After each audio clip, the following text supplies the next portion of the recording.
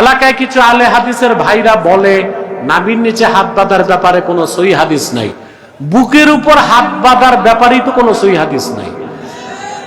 বরং বুকের উপর হাত বাঁধা, সরাসরি বুকের উপর হাত বাঁধতে হবে নির্দেশমূলক কোন একটা হাদিস সিয়াসিত্তায় নাই। যে হাদিসটা তারা বলে ওটা সহিহ ইবনে খুজাইমাতে এসেছে, ওটা সিয়াসিত্তার বাইরে।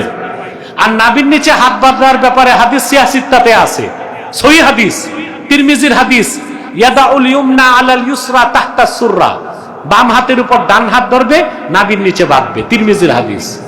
আবু দাউদ শরীফের মধ্যে এসেছে অমিনা সুন্নাতি ওয়াদউল আকুফি আলাল আকুফি তাহতা সুররা, সুন্নত হচ্ছে বাম কবজিগুলোর উপর ডান কবজিগুলো ধরবে, নাভির নিচে বাঁধবে। অসংখ্য সহিহ হাদিস আছে।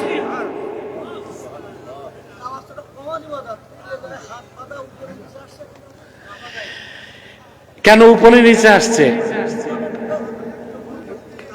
এখানে এখানে হাত বাঁধার উপরে নিচে কেন আসছে, এইখানেই তো আপনি উত্তরটা পেয়ে যাবেন।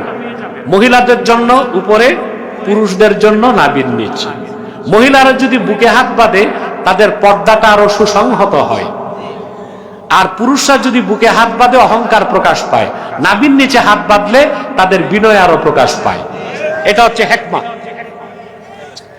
লামাজাবি ভাইরা কোথায় কি ফিট করবে এটার খুঁজে পাচ্ছে না, এজন্য মহিলারা উপরে বাঁধে, পুরুষরাও উপরে।